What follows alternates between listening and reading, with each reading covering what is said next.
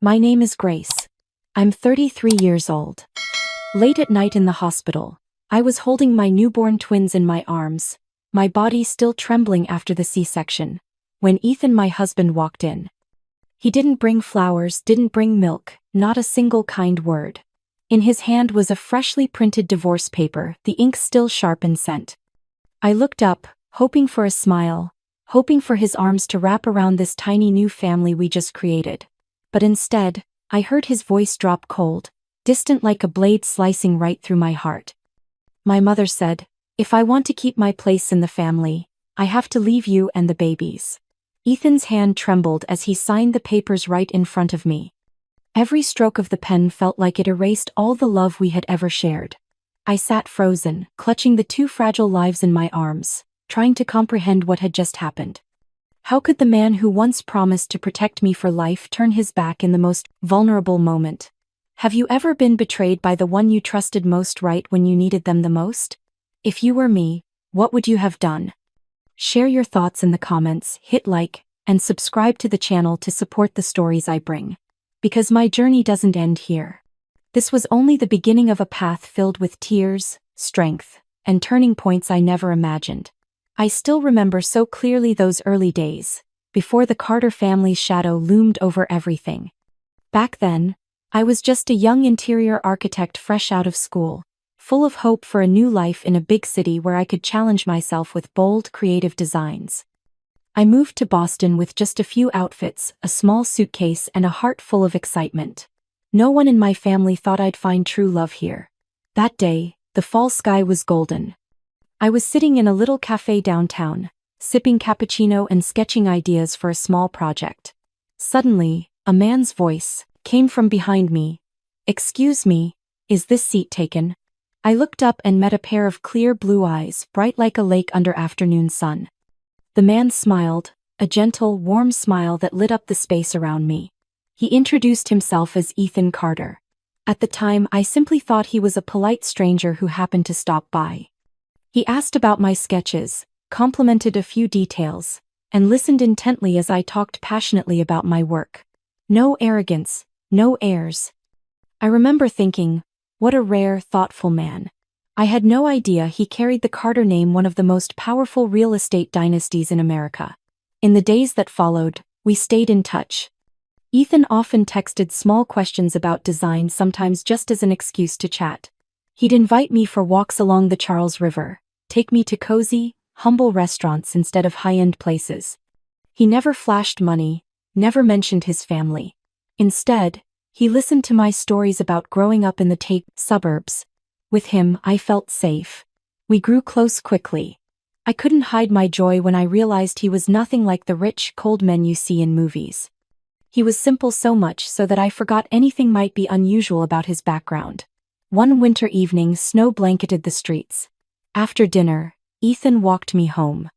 At the door to my tiny apartment, he held my hand, his eyes steady and sincere. "Grace, I want you to know I'm serious. I've never felt this way about anyone." I looked into his eyes, saw something honest and deep, and nodded. From that moment, we were officially together. The following spring, we traveled together to Maine.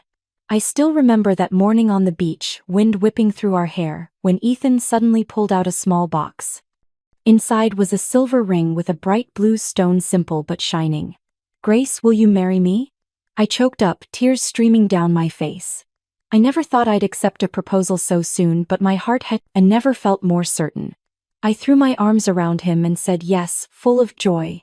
We had a small, warm wedding with just a few close friends and colleagues. At that point, I still hadn't officially met his family. Ethan told me his mother was private, a bit rigid, and he wanted to keep things simple. I didn't question it. I trusted our love, trusted that with him, we could handle anything. The months after the wedding felt like a dream. We rented a modest apartment downtown. I continued designing while Ethan managed a small office. He'd often come home early, help me cook, go on evening walks with me, and we'd share dreams about the future. In the mornings, he'd make coffee and place it gently in front of me with a quiet smile. "Good morning, Mrs. Carter." The way he said it always filled my heart with a quiet kind of joy.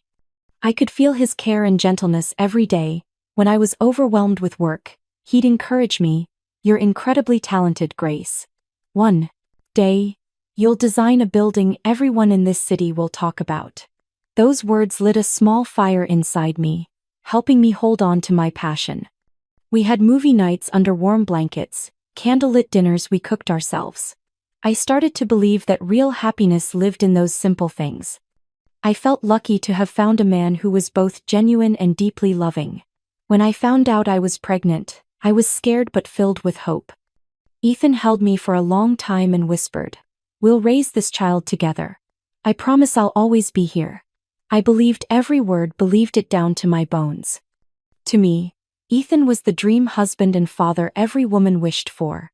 But what I didn't know was that behind all that tenderness, a storm was waiting. The Carter family, especially Vivian, Ethan's mother, stood in the shadows, cold and calculating, waiting for the right moment to step in and dismantle everything I held dear. And me, during those blissful days, was completely unaware, just a woman cradling a dream of a forever home. I used to think love could bridge any distance. That two hearts, if truly committed, could overcome anything.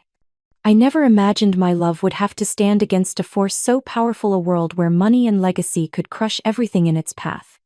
But at the time, I was just a happy woman, believing life had finally smiled on me and that nothing could dim that light. That naivete made the fall even more painful. But to fully understand that pain, we have to return to the moment I first stepped into the real world of the Carters, the day I'd finally meet the cold gray eyes of Vivian, the woman who had already decided my fate. The day Ethan took me to meet his family, I was both nervous and excited. In my mind, this would be the moment when I, Grace, his wife, would be welcomed as a new member. But the truth was entirely different. The Carter estate sat on the outskirts of Boston, a grand European-style mansion, with white stone walls, tall iron gates, and a long row of luxury cars in the driveway. Standing before the heavy front door, my hand trembled, though I tried to hide it. Ethan squeezed it gently and smiled to reassure me. "Don't worry, everything's going to be fine. I'm right here." The door opened to a burst of light from crystal chandeliers shining down on polished marble floors. The moment I stepped in, I felt completely out of place. Guests wore designer outfits, the men chatted about stocks, markets, and big deals. The women glittered with diamonds, talking about yachts and art collections. And me, a regular interior architect, could only smile and nod. At the center of the vast room sat Vivian Carter, poised like a queen. Her hair was neatly styled, face sharp, and her gray eyes swept over me in one glance. She stood and curved her lips into a polite smile. "So this is Grace?" Her voice was flat, emotionless. I steadied myself, extended a hand. "Yes, it's very nice to meet you." Vivian took my hand, gave it a light squeeze, her gaze piercing. "Daniel was right. You look simple." I stiffened. Ethan quickly jumped in to ease the tension. "Mom, this is my wife. I hope you'll accept and treat her fairly." She let go of my hand, poured another glass of wine, and turned away without answering. All evening, I sat beside Ethan, quietly observing. Every conversation revolved around million-dollar deals, political connections, grand visions I'd never heard of. No one asked about my work. No one cared where I came from. I existed in the room but felt no more seen than an empty chair. As the party wound down, Vivian approached me again, wine glass in hand, her eyes sharp and cold. She smiled faintly, but her words sliced like a blade. "Grace, in the Carter family there's one rule. Any woman who enters must either step aside to serve the dynasty, or disappear. Which path do you think you'll choose?" I froze, unable to respond. Ethan reached for my hand, ready to defend me, but she had already turned her back and walked away as if delivering a final judgment. On the drive home, I sat silently, staring out the car window. The city rushed past, a blur of lights. Ethan's hand rested on the steering wheel, his expression heavy. I asked softly, "Did you hear what she said to me?" He nodded faintly, then sighed. "My mom. She's always needed to control everything. Don't take it personally." I looked at him, trying to believe that our love was strong enough to protect us. But from that moment on, everything started to shift. Ethan grew more distant. His phone rang constantly, the calls long, always ending in silence. I'd ask, and he'd shake his head. It's nothing. Don't worry. But his eyes no longer looked the same, always burdened, as if he carried an invisible weight. One late night, I woke to find him on the balcony, phone to his ear, voice tense. I quietly opened the door. He startled, turning toward me. Grace, you're still awake. I looked directly at him, waiting for an explanation. He avoided my eyes and muttered, just work stuff. But I didn't fully believe him anymore. The space between us widened with each passing day. He no longer smiled as often, no longer asked about my work, no longer helped plan our future. I tried to pull him back, he would quietly hug me, but the embrace was hollow, no longer warm. A quiet dread began to form in my heart. I remembered Vivian's words at the dinner, her cold gaze that seemed to reject me from their world. I began to wonder, did I truly belong in this family? Or was I just a smudge on the perfect page she wanted to preserve? I buried myself in work, taking on more design projects, but the anxiety never left. One time I called Ethan while he was on a business trip. On the other end, just a heavy sigh, then a whisper, I don't know what to do, Grace. I wanted to ask more, but he hung up quickly. Those days weighed on me like stone. I loved him enough to want to trust without question. But the deeper I looked, the more I realized that in a fight between love and power, some forces were too overwhelming, and I, just an ordinary woman, was about to face a storm I had never prepared for. From the moment Vivian Carter stepped into my life, the small family I believed in was no longer whole. I gave birth to twins on a June morning, in a bright white hospital room, sunlight streaming through the glass, lighting up two tiny bodies resting in their bassinets. It was supposed to be the happiest moment of my life. I held Ethan's hand as he cradled our baby boy, while I embraced our tiny daughter. The scent of newborn skin, and that raw sense of new life brought me to tears. I believed that from that moment forward, our family was complete. But just days after I was discharged, Ethan suddenly disappeared. He said it was an emergency business trip, but I didn't believe him.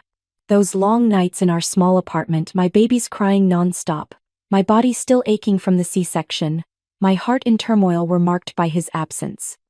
I tried to reassure myself that maybe he was just busy, maybe I was being paranoid. But that creeping sense of dread only grew darker. 3 days later, Ethan came home. I was sitting in the recliner, nursing one of the babies, my eyes blurry from sleep deprivation. When I heard the door open, I looked up, thinking he would rush to us, apologize, embrace us. But no. His steps were heavy, his gaze distant. In his hand wasn't a carton of formula or a bouquet of flowers, but a thin folder. Grace, we need to talk, he said quietly, his voice tight. I placed the baby in the crib, looking at him with concern. What is it, Ethan? He paused, then laid the folder on the table. I saw the bold print across the cover, divorce petition. My whole body went numb. What is this? I asked, my voice shaking. Ethan rubbed his forehead, unable to meet my eyes. My mom, she's arranged everything for my future. I have to choose, Grace. Choose? What are you talking about? I just gave birth to your children. This is your family. Why do you have to choose? I choked out each word as if ripping them from my chest. He inhaled deeply, his voice like lead. I can't go against her. She made it clear, either I choose the family legacy and my place in it, or I choose you and the kids. He stopped, then finally looked at me, guilt clouding his face but his tone still firm. I can't lose everything. I stood frozen, the world crumbling around me. You're saying you choose them over us? He said nothing, just lowered his head. That silence was the cruelest answer. Tears spilled down my cheeks. Ethan, I trusted you. You promised to protect me, to protect our children. You swore you'd never abandon us. And now what? You're going to look our children in the eyes and say they're not worth staying for. Ethan trembled but still turned away. I'm sorry. I truly am, Grace. But I've made my decision. The door slammed shut behind him.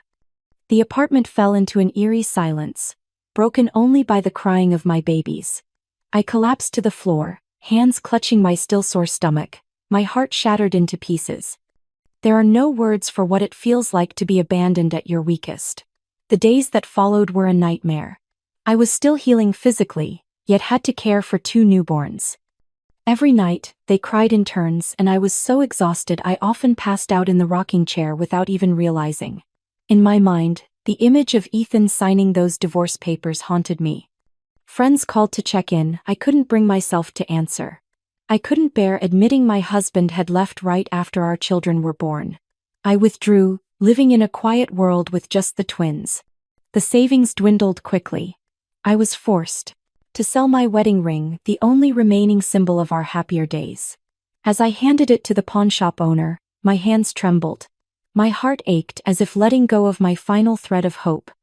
One night, after soothing my daughter to sleep, my son began crying again. I sat on the floor, cradling them both, my tears soaking my shirt. "I'm here. I'm not leaving you." I whispered, more a promise to myself than to them.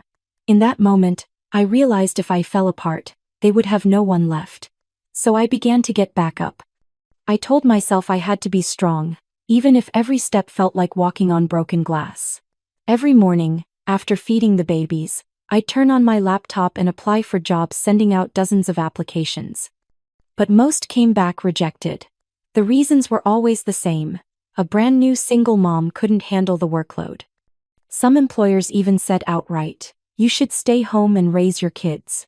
Each rejection was another cut, but I kept going. I slashed every expense, learned to cook nutritious meals on pennies, taught myself how to nurse both babies while searching for work on my phone.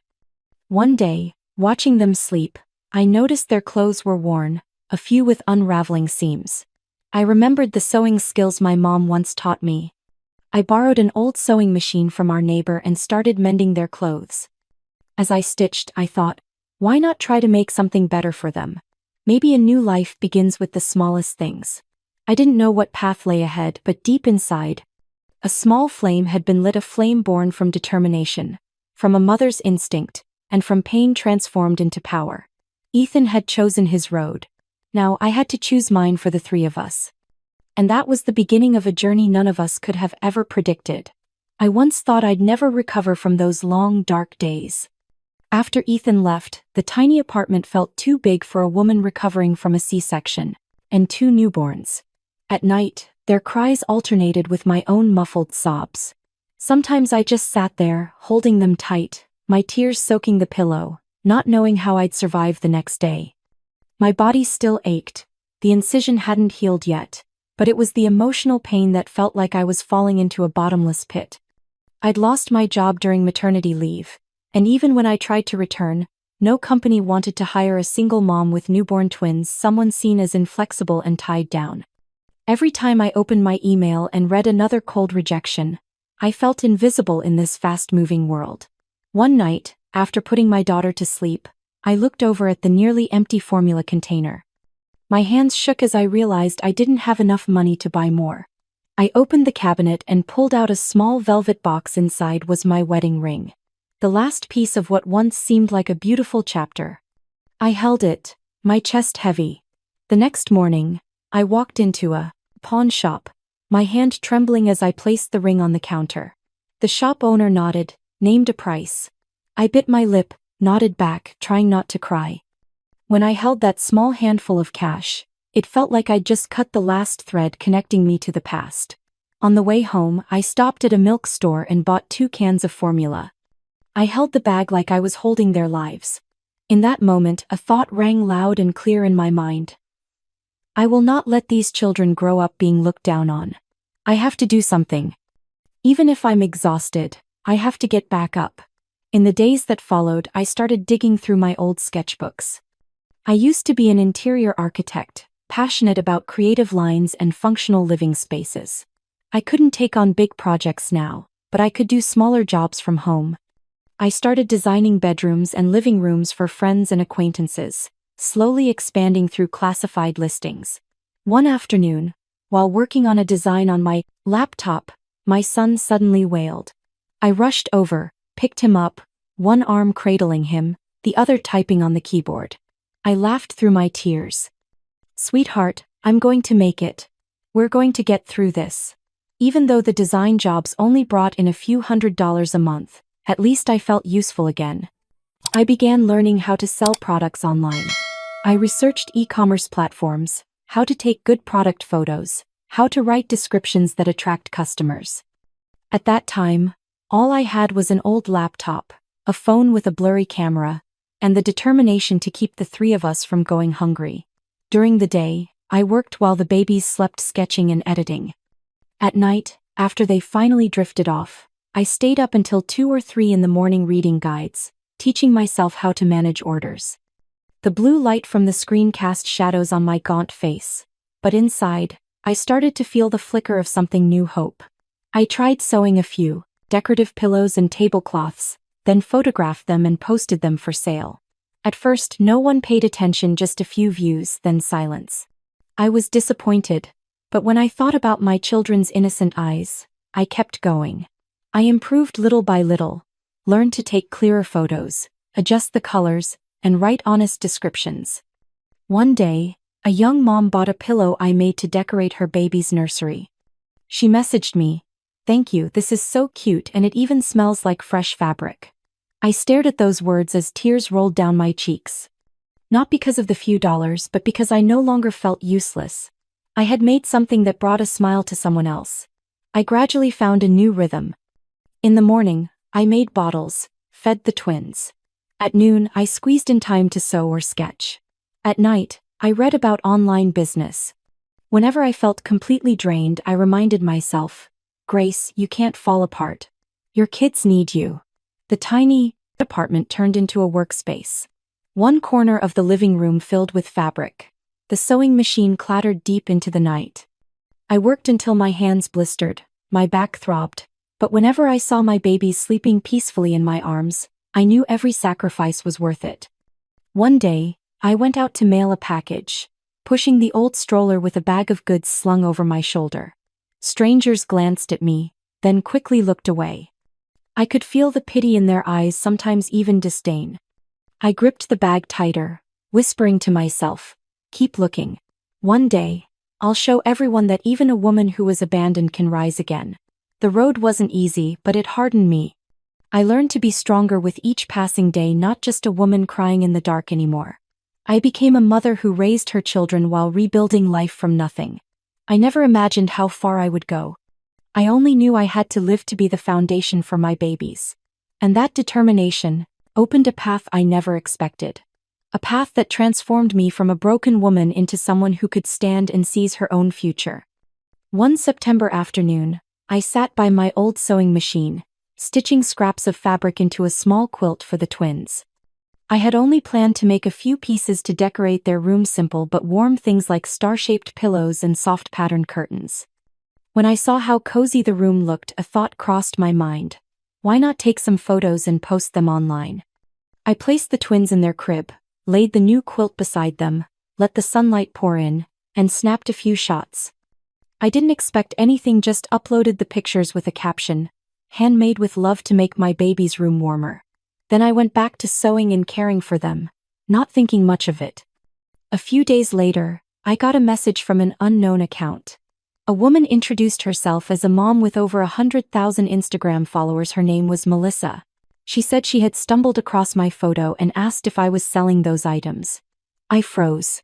I never imagined anyone would want to buy what I made. I hesitated, then replied, "If you'd like, I can make a new set."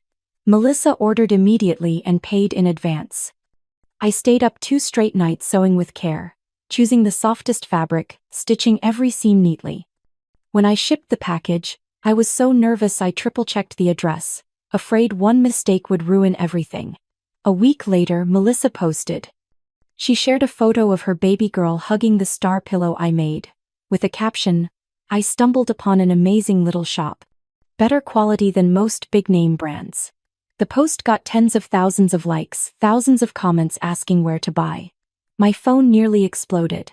My inbox overflowed with orders. Some begged, "Please put me on the wait list." I was thrilled and terrified. I had only one old sewing machine in 2 hands. But for the first time in all those bleak months, a door had opened. I immediately thought about building my own brand. That night, I sat in the kitchen with a cup of coffee, pen and paper in front of me, trying to think of a name that could capture this new dream. I wanted it to reflect the warmth of a home, the start of hope.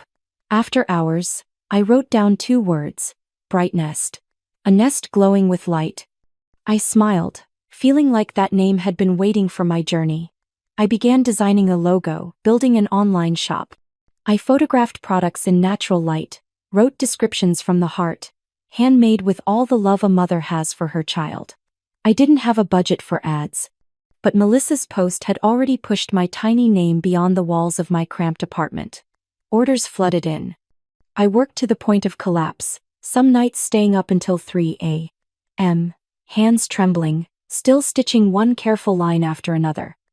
My babies slept beside me, the hum of the sewing machine becoming their lullaby. Sometimes they'd wake up crying. I'd rock them back to sleep, then return to work. I learned how to manage time. Early in the morning after feeding them, I'd cut fabric. At noon, while they napped, I photographed products. In the evening, I packed orders, wrote addresses, then walked to the post office the next morning carrying the babies. The postal clerks all knew me. They always looked at me with a mix of surprise and admiration. One woman said, "Honey, I don't know how you do it with 2 little ones. But what you're doing is incredible." Hearing that gave my hands new strength. Customer feedback started pouring in. People sent pictures of their children hugging the pillows I made or sleeping soundly under the quilts. One mom wrote, "Thank you, this set helped my daughter fall asleep earlier." I broke down in tears in front of the screen, unable to believe that something made in this tiny apartment could bring happiness to another family. Bright Nest slowly began to find its place. I started learning how to manage expenses, keep books, and order materials in bulk to cut costs. One time, I mustered the courage to call a fabric factory, explained my situation, and asked for a discounted rate. The owner, after a long pause, said, "I'm a father of 3 myself. I understand. I'll help you." I clutched the phone and sobbed uncontrollably at that unexpected kindness. I wasn't just selling products, I was sharing my story on the website. I told people I was a single mother who once had to sell her wedding ring just to buy milk for my children, that I created Bright Nest out of love and a refusal to give up. Those words touched people's hearts. They bought not just because of what I made, but because they believed in the story behind it. In the following months, Bright Nest stopped being just a means of survival. It became a living dream. I hired an elderly neighbor to watch the kids for a few hours so I could sew more. I called up a few old friends, asking them to help with photography and design advice. From one tiny corner of my apartment, Bright Nest began reaching the outside world. I remember one day Melissa called me. "Grace, you have no idea. After I posted about your shop, a few big brands reached out to offer me sponsorships, but I turned them down. I want to keep supporting you. You reminded me that sometimes the smallest things have the greatest value." I stood frozen and all I could say was, "Thank you. Because of you, I found my faith again." Bright Nest was the first light after a long stretch of darkness. I no longer saw myself as the woman who was left behind. I was Grace, a mother building a bright, warm nest for her 2 children, and for herself. And I had no idea that these simple handmade creations would be the start of a journey that would force the entire Carter family to finally take notice. When Bright Nest started gaining recognition, I thought that after all those months of struggle, life was finally opening a brighter path. Orders increased steadily. Many moms wrote thank you notes. Even a few local newspapers reached out, wanting to cover my startup journey. I was happy to see that something created in my tiny apartment could touch others' hearts. But I never expected that this flicker of light would awaken the darkness hiding behind the Carter name. One morning, just after I set a bottle of milk on the table for the twins, my phone rang. On the other end was a cold, flat male voice. "This is the attorney representing Carter Holdings. Miss Grace, we are officially notifying you that your brand, Bright Nest, has violated the company's design copyright." My body froze, hands shaking so badly I almost dropped the phone. I had never even heard of such a thing. I designed everything myself, hand-sewed each piece. How could this be stealing ideas? They emailed me documents with glaring red seals. The papers stated clearly that if I didn't cease all activity, I could be liable for a massive financial penalty. I collapsed into a chair, my head spinning. As my 2 children cooed and babbled in their crib, I felt like my entire world was crumbling again. Before I could recover, a few days later, social media exploded with cruel rumors. Someone posted, "The woman behind Bright Nest is just using her kids to make money. Don't fall for her sob story." Alongside were doctored images and hateful comments. "This brand is a scam. She just wants attention." I read every word with trembling hands. Hot tears fell onto the keyboard. I asked myself, how could people be this cruel? How could a mother just trying to feed her children become a target for such vicious attacks? But deep down, I knew who was behind it all. Vivian Carter. The icy glare in her eyes at that party flashed back like this had been her plan all along. The rumors quickly caused damage. A retail store that had just signed a contract with me called to cancel a major order, citing concerns over media risks. My legs went numb. That contract would have kept production going for several months, and now it was gone. That night, I sat in the dark, my hands gripping my head. The twins cried for milk, but for a few seconds I couldn't move. I felt stripped of everything again, utterly drained. But then their cries brought me back. I held them close and whispered, "Mommy's not giving up. No one is taking Bright Nest away from us. No one's touching you." The next morning, I made the decision to meet with a major client, a family-friendly supermarket chain I'd been negotiating with called Family Mart. I walked into their office with a tired face but determined eyes. The director of the chain, Ellen Moore, a woman in her 50s, stared at me closely. She placed a tabloid newspaper on the table. "Grace, do you have anything to say about all this?" I took a deep breath and told her everything. I didn't cry. I didn't beg. I spoke about the journey that started with an old sewing machine, the nights I rocked my babies to sleep while stitching pillows, the reason I chose the name Bright Nest, how I once sold my wedding ring to buy milk. I said all I had were these 2 hands and the heart of a mother, and that I had never stolen anyone's idea. Ellen was silent for a long while. Then she gave a gentle nod. "I was a single mom too. I know what it feels like to fight alone to raise children. I believe you, Grace." Her words felt like rain washing away the dust clouding my chest. Not only was the contract with Family Mart not cancelled, it was signed immediately. They agreed to display Bright Nest products in their stores across the entire state. When I held the contract in my hands, I shook so hard I had to sit down. Tears streamed down my cheeks, not from shame, but because I knew this time, I was truly standing on solid ground. But the joy was tinged with fear. I knew Vivian wouldn't stop.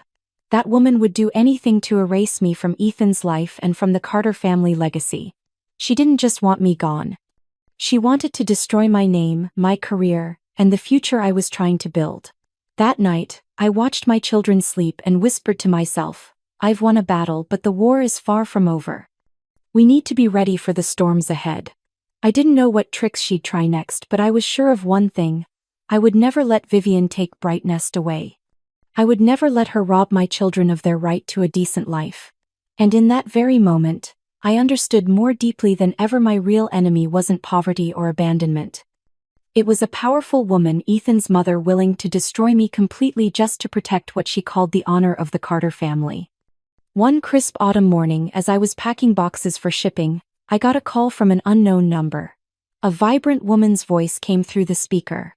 "Hello, this is Linda, editor of Good Morning Boston. We just read an article about your startup journey and were incredibly moved. Grace, would you be willing to appear on our show and share your story?" I froze. That show was famous across the country, millions of viewers watched it every morning. I hesitated. I'm just a single mom. There's nothing special about me. Linda chuckled gently on the phone. "That's exactly why we want you. Your story isn't just special, it's inspiring. Women like you deserve to be heard." I looked over at my 2 little ones playing with scraps of fabric in the corner of the room. Their eyes were clear, carefree. I took a deep breath. Yes, I'll do it. On the day of filming, I wore a simple pale blue dress, my hair neatly tied back. I brought my children with me because I wanted the audience to see the very reason I fought so hard. As I stepped into the studio, The bright lights were almost blinding, but my daughter's tiny hand clutching mine gave me strength. The host smiled warmly as the show began. Today, we're joined by Grace Carter, the founder of Bright Nest, a single mother of two who built her business from a tiny apartment. My voice trembled as I spoke, but every word came straight from the heart. I shared the night I had to sell my wedding ring just to buy milk for my children, the countless sleepless nights sewing pillows, and the way society looked down on me, but I kept going. I told them Bright Nest wasn't just a brand. It was proof that women can rise from the ashes. The studio fell silent. Some people wiped away tears. The host held my hand and said, "Grace, you and your children are a symbol of strength." That morning's broadcast sparked something far beyond what I could have imagined. My inbox overflowed with messages from everywhere. Single mothers thanking me, women on the edge finding new hope. Bright Nest orders tripled in just 1 week. Newspapers started calling me the mother who rebuilt a home from the ashes. But someone else had been watching the screen that day. Ethan. From what I was told later, he had turned on the TV by accident while sitting in his sleek Boston office. When my face appeared on the screen, he froze. Me, the woman he left behind in a cramped apartment, now sitting tall, eyes bright, with 2 children by my side. My voice echoed, "We don't need pity. We just need a chance to live with dignity." Ethan stared at the screen, his throat tight. When the camera showed the kids beaming in their Bright Nest clothes, his eyes turned red. In that moment, he realized he had lost the most precious thing in his life. All that he had chosen, career, wealth, family position, couldn't fill that hollow space inside him. A few days later, I was folding laundry when I heard a knock. I opened the door and froze. Ethan. He looked thinner, dark circles under his eyes, none of the confidence he once wore like a suit. "Grace," he whispered, voice shaking. I just want to see you. And the kids." I stood firmly in the doorway, gripping the doorknob. "You signed us away, Ethan. What more do you want?" He swallowed hard, eyes cast to the floor. "I was wrong. When I saw you on TV, I finally understood what I lost." I cut him off, my voice cold as steel. "Don't think one apology is enough. You abandoned us when we were at our weakest. You made your choice, Ethan. And now, we don't need you anymore." He looked up, regret flooding his face. "I know. I'm not asking for forgiveness. I just want to see the kids. Even just a little." I stayed quiet for a long moment, glancing toward the room where our children were playing. My heart twisted, but I knew I couldn't let him walk back in that easily. I shook my head gently. "Not now. They don't need someone who comes and goes like a ghost." Ethan's shoulders dropped, his face hollow. He stepped back and whispered, "I'm sorry, Grace." Then he turned and walked away. I closed the door and sank into a chair, emotions swirling. Part of me still hurt seeing him like that, but another part stood tall. I wasn't the woman crying in the dark anymore. I knew how to protect myself and my children. The Carter estate still stood as grand as the last time I saw it through the blur of a car window. The only difference was I wasn't there. The man standing inside that vast, cold room was Ethan. That night, after I turned him away, Ethan returned to his mother's house. The moment he stepped into the living room, the air grew heavy. On the table sat a glass of red wine shimmering under the crystal chandelier. Vivian sat still as stone, surrounded by walls that felt more like a museum than a home. "Mother," Ethan said, his voice hoarse and slow, "we need to talk." Vivian didn't look up from her investment portfolio. She only raised an eyebrow, perfectly composed. "About what?" "The West Side properties? The downtown Boston project. About Grace. About the children. About how you stole my family from me." His voice cracked. I wasn't there, but it was the first time I'd ever heard him speak like that. Vivian looked up, lips curled. "Family?" She emphasized the word like it was something beneath her. "You call that a family?" "A woman with no name, no status, and 2 children unrecognized by the board." "I'm your son," Ethan said, voice firm, "and I loved her. We were happy. But you couldn't stand that I chose someone who wasn't in your little tradition book." Vivian set her glass down, the clink of crystal sharp against the table. "You loved her, Ethan. But love doesn't build empires. Love doesn't protect power. Love doesn't keep a Carter from being pushed aside in this world. You had to choose. And you chose wisely. Ethan paused. Then he pulled a leather car fob from his pocket. I knew that key. It belonged to the Bentley his mother gave him at 25. You can keep all of it, he said, voice oddly calm. The car, the company, this mansion, and those cocktail parties you call networking. But I'm done holding on to things that don't belong to me. Vivian raised a brow. You talk as if you've been betrayed. Didn't you force me to sign divorce papers before the board voted on management rights? Didn't you warn me that if I didn't, everything I had would be stripped away? He stepped closer. I spent years living by your rules. And you took everything that made me feel human. Vivian stood, resting one hand on the back of her chair. If you walk out, Ethan, you're no longer a Carter. No will. No shares. No position. Just a man who gave it all up for a fantasy. No, he said softly. I'm a man reclaiming the life he lost. Then he placed the keys on the table, turned, and walked out of the house that had once defined everything about the Carter legacy. He stepped through the iron gates and didn't look back. I don't know exactly where he went that night. Maybe some small hotel in the suburbs. Maybe his old office, where fake family portraits still hung on the walls. But the next morning, when I opened the door to a soft knock, there he was, Ethan, his face pale, eyes sunken. I left, he said simply. I'm no longer a Carter. I stood still, heart no longer stirring. No pain. No tears. Just a quiet, early morning stillness. You're free, I said calmly. And so am I. He nodded, searching my eyes for something, but I didn't let him find it. Not because I was angry, but because I no longer needed validation from him. I don't expect you to come back, he said softly. I just wanted you to know. I was wrong. I know. I closed the door, not with a slam, not too gently either. Just enough for him to understand that everything between us now lived in the past. That night, after my kids had fallen asleep, I sat by the window and watched the city lights come on. I thought about the look in Ethan's eyes when he said he had walked away from Carter, and I didn't feel bound by that name anymore. I used to imagine the day he would come back, that one day Ethan would wake up and return in regret. But when that moment actually came, I understood something new. Not every return is meant to restart something. Some people only come back to confirm they no longer belong in your life. And in that moment, I realized I was no longer Grace waiting by the window. I was the mother of 2 children, the founder of Bright Nest, the woman who rebuilt a home from the wreckage with her own hands. And that, no one, not Ethan, not his mother, not the Carter name, could ever take from me. Never in my life did I think I'd find myself standing on a big stage, beneath warm golden lights, in front of hundreds of eyes watching me, holding a microphone in my hand while in the front row sat my 2 small children, calm, sitting upright, their eyes shining with pride. But that moment happened, and I remember every detail of it as if it had just happened yesterday afternoon.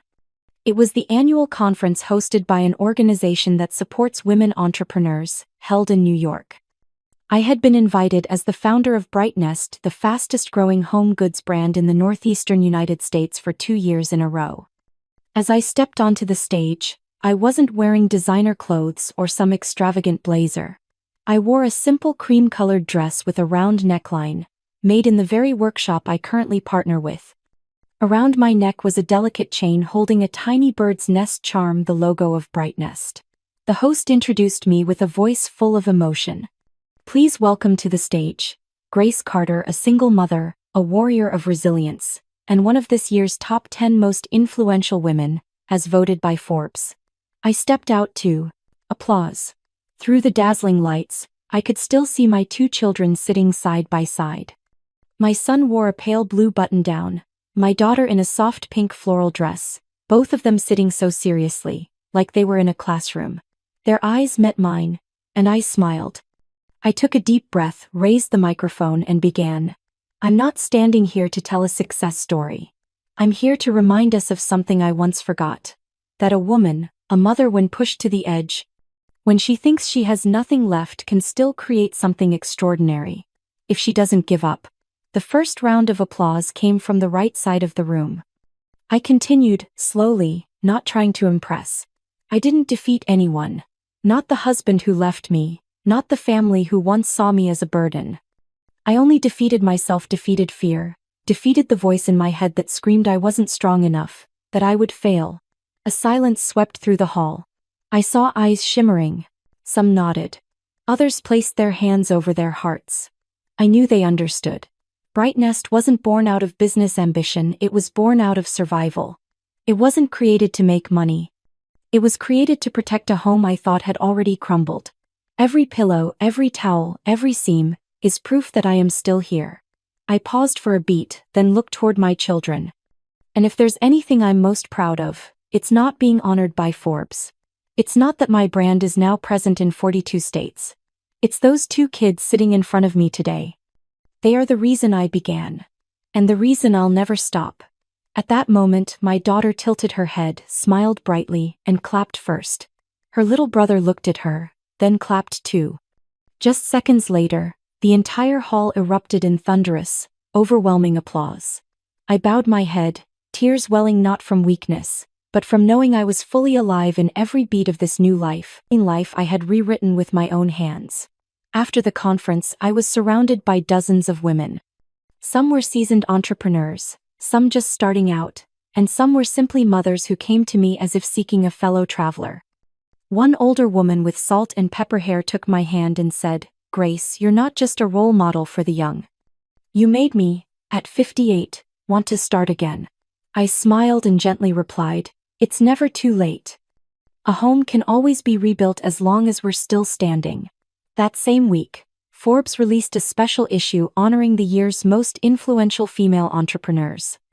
My photo appeared on the second page, not under a spotlight or behind a desk full of paperwork, but in an image where I was holding my 2 children, standing in front of the small sewing workshop with the wooden Brightnest sign swinging above us. The article's title read, "From Single Mother to the Woman Who Rebuilt Home for Millions of American Families." I sat reading it in my kitchen, while a pot of soup simmered gently and my kids colored at the table. The air felt peacefully still. I used to think success meant glittering lights, flashing cameras, and top-floor offices. But now I understand success is sitting among those you love, doing what you believe in, and no longer being afraid of anything. Recognition from the media and the world is valuable. But the most precious thing of all is knowing I didn't give up when life pushed me to the edge. That I didn't let anyone else define my life. And more importantly, I didn't just survive the storm. I learned to weave my home back together, using threads of strength and love. And now I walk proudly through this wide world, with 2 children beside me living proof of something once thought impossible. A woman can be knocked down but never defeated. One late fall afternoon, Central Square Park glowed golden under the slanting sunlight. The breeze rustled through, maple trees turning red and orange, the earthy scent of damp soil filling the air as leaves drifted down like fire onto the grass. I sat on a long wooden bench by the path, holding my scarf close around my shoulders, eyes following my 2 kids as they laughed, chasing each other around a big tree trunk. My daughter picked the prettiest leaves, laying them in her little brother's palm, and they burst into laughter every time the wind scattered their collection. That laughter echoed inside me like a gentle song, the kind of peace I had been searching for all those years. I was about to pull out my phone to take a picture when something made me pause. A faint chill ran down my spine, not from the wind, but from a feeling I couldn't quite name. Slowly, I turned my head to the left. Not far away, beneath the shadow of a tree, stood Ethan. He wore a gray coat, hands in his pockets, hair a bit longer, eyes fixed on the 3 of us. He didn't step forward, didn't call my name. He just stood there like an outsider watching a world he once belonged to. I wasn't surprised. Some part of me had sensed this moment would come, but I wasn't shaken either. I just sat there, my hand still on the scarf, my gaze steady. He bowed his head slightly when our eyes met. Then his gaze shifted to the children. My daughter looked over, her face curious. But she quickly turned back to her brother, grabbed his hand, and they ran toward the fountain lawn. Ethan looked like he wanted to follow, but stopped. He stared at them one last time, lips pressed tightly, then took a step back and slowly turned away. I didn't call out. I didn't stand up. I just watched his figure fade behind the trees. disappearing into the gray path. And in that moment, I realized I no longer needed an explanation, an apology, or even a goodbye. Because everything I needed, I already had right there in the laughter echoing across the grass, in the innocent eyes of two children I had raised, with both love and tears. That night, in another corner of the city, the heavy oak doors of the Carter estate clicked shut behind Ethan. His footsteps echoed faintly across the marble floor. No butlers. No one to greet him. The vast mansion, luxurious yet cold, carried every sound like the walls themselves were repeating his regrets. He passed through the sitting room, where portraits of ancestors stared down with arrogant eyes. He entered the study where he once spent hours reviewing numbers and trying to earn his mother's approval. Vivian sat by the tea table, holding a glass of wine, her gaze sharp as ever. When she saw him enter, she showed no surprise, no greeting. "You went to the park," she said, as if she had been watching. Ethan sat across from her and poured a glass of water. "Yes. And did you get enough of it? A little cheap sentiment and some late regret?" "Oh." Her voice was cold and flat. He didn't respond right away. Then he said slowly, "There's nothing left here for me to hold on to. And there's nothing left for you to take from me." Vivian tilted her head. "You're still a Carter, Ethan." "No." He shook his head, his gaze steady. "I'm a man who lost his family because I listened to someone who believed power mattered more than happiness. And I'll have to live with that. But I'm no longer your man." Vivian said nothing.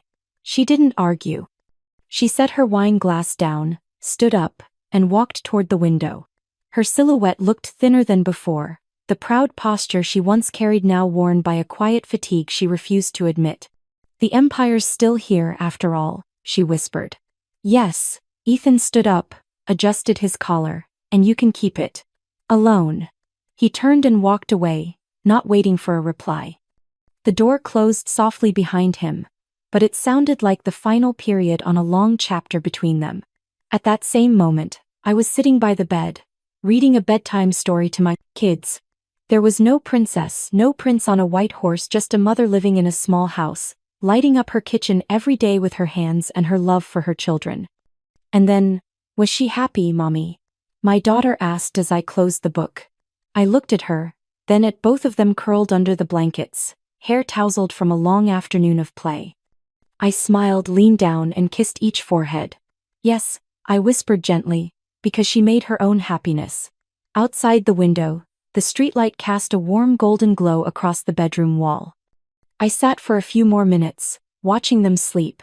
In that quiet home, I heard the steady rhythm of their breathing, and clearly felt my own heartbeat grounded, whole, owing nothing to anyone.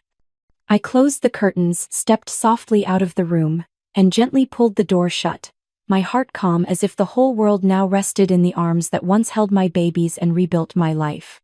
I don't know if you were me, a mother once abandoned at her most fragile, drained of strength and faith. What would you have done? Would you have let go, or kept walking, even if all you had were trembling feet?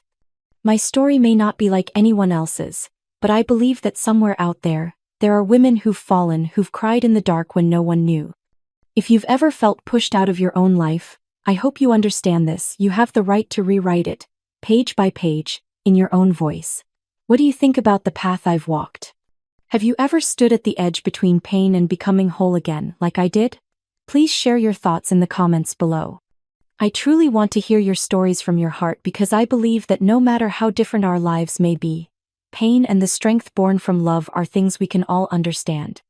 And if my story brought you a little warmth or inspiration, please follow the channel. Because the journey of being a mother, a woman, and rebuilding life is never a short one. I'm still living, still learning, still loving every single day alongside two little ones who saved me with their tiny hugs and eyes that never once asked me, why? See you in the next story, where our little home continues to be stitched together with love, resilience, and the gentlest pieces of what makes life beautiful.